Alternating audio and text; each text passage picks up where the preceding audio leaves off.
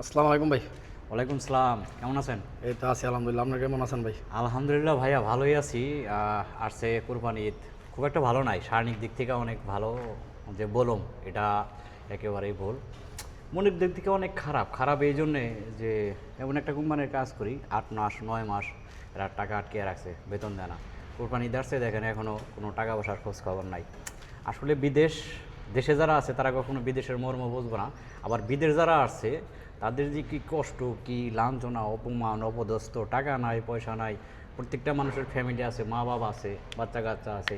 এইভাবে মানুষের জীবন চলে না। আমরা যেইভাবে আপনার চলতাছি, দেখেন এখন কাজের থেকে আসছি, একটা ঈদ আসছে, বছরে 2টা ঈদ, কষ্ট করে মানুষ 2টা পয়সা বানাবো, বউ বাচ্চারা দিব, নিজে খাইবো ভালো হলে, এটারে বলে একটা জীবন, কর্মর ফল।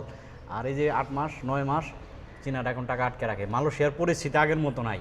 এখন যারা বর্তমানে মালয়েশিয়াতে আছে, শুধু মালয়েশিয়ার কথা বলি, আমি অন্য অন্য কান্ট্রিতে নাই, ওটা আমি বলতে পারব না। 90% লোক আপনার কষ্টে ভোগে। কেমনটা কষ্ট? কাজ করে টাকা পায় না, টাকা চাইতে গেলে তারা বিভিন্ন ধরনের খারাপ আচরণ করে। আমার নিজেরই, আমি যেই কোম্পানিতে এখন আছি, এই কোম্পানিতে আমার 8 মাস 9 মাসের বেতন আটকা আছে, চলমান। একটা মানুষ চলে এইভাবে পারমিট দিয়া, এই প্রতি বছর। এবার আরও একটা পারমিটের পিছিয়ে 1000 রিঙ্গিত বাড়াইছে। 1000 রিঙ্গিত বাড়াইছে, এটা যারা মালয়েশিয়া আছে তারাই জানে। তো এই যে একটা কষ্ট, একটা বেদনা, এই বেদনার কথাটা প্রবাসীরা কারো বোঝাইতেও পারে না। সে না বোঝে ফ্যামিলিগত মানুষ, না বোঝে বন্ধুবান্ধব, না পারে আত্মীয় স্বজন। সবাই চায় যে বিদেশ করি, লং টাইম বিদেশ করি, আমি কুরবানি ঈদ আসছে, একটা পশু কিনা, একটা গরু কিনা কুরবানি দিই। 9 মাসের টাকা যদি কোম্পানির কাছে থাকে, আপনি খাইবেন কি, চলবেন কি, কিবনি কি করবেন? তো এই কারণে যারা বিদেশ থাকে তারা অল্পতেই তাদের হায়েত কিংবা আপনার যে বয়সটা, এটা দ্রুত কমে আসতেছে। মুখের ফেস সৌন্দর্য এগুলো কমে আসতেছে। টেনশন এত বেশি, যে টেনশন, এত বেশি চাপ, এদিকটা ফ্যামিলির চাপ, এদিকটা বাচ্চা কাচ্চার চাপ, এদিকটা কোম্পানির কাজ করা, পয়সা পাওয়া যায় না, হাড় ভাঙা পরিশ্রম। এই কষ্টটা একমাত্র প্রবাসী ছাড়া দ্বিতীয় কেউ বুঝবো না। আমাদের দেশে বৈশা যারা ফাঁকা আওয়াজ মারে, বড় বড় গুলি মারে, ঠিক আছে, তাদের তো ইচ্ছা করে গালি দেয়, কিন্তু গালি দেবো না।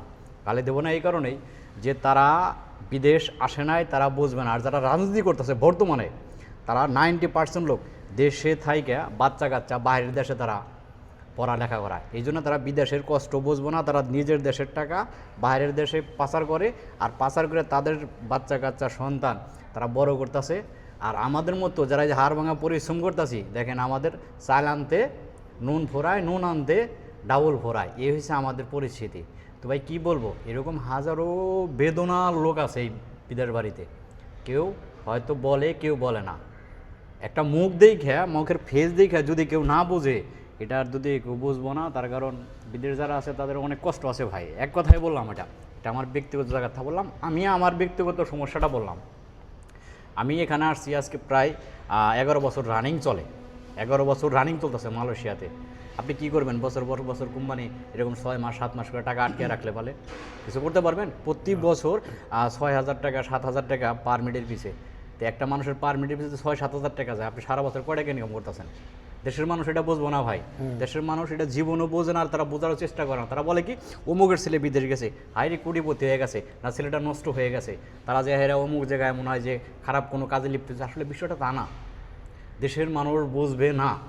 সো মেধা থাকতে হবে এসব জিনিসগুলো বুঝতে হলে। এখন বর্তমানে যারা আপনার প্রবাসে আছে, যারা বিদেশ আছে, শতকরা 100 জনের ভিতরে 25% লোক ভালো থাকে। তারা হাই লেভেলের, যাদের টাকা পয়সা আছে, অর্থ সম্পদ আছে, বিজনেস করে তারা। আর আমাদের মতো যারা দিন কাজ করে, এক কথায় বলে যে কামলা, কিংবা আপনি কুলিও বলতে পারেন, তারা 90% ভালো নেই। এটা আমার কথাই বললাম না, আমি সকল সারা বিশ্বের যত প্রবাসী আছে সকলের কথা বললাম। যদি কথাটা সত্য হয়ে থাকে আপনারা কমেন্টে জানিয়ে দেবেন যে আমি আনোয়ার উদ্দিন, টাঙ্গাইলের ছেলে, টাঙ্গাইল নাগরপুর থানার ছেলে, কতটুকু বললাম। আপনি যুক্তিসঙ্গত কিনা আপনি মিলিয়ে দেখেন বর্তমানে যারা বিদেশ আছে। ওকে, ধন্যবাদ, ভালো থাকবেন। আল্লাহ, আসসালামু আলাইকুম। আল্লাহ ইসলাম।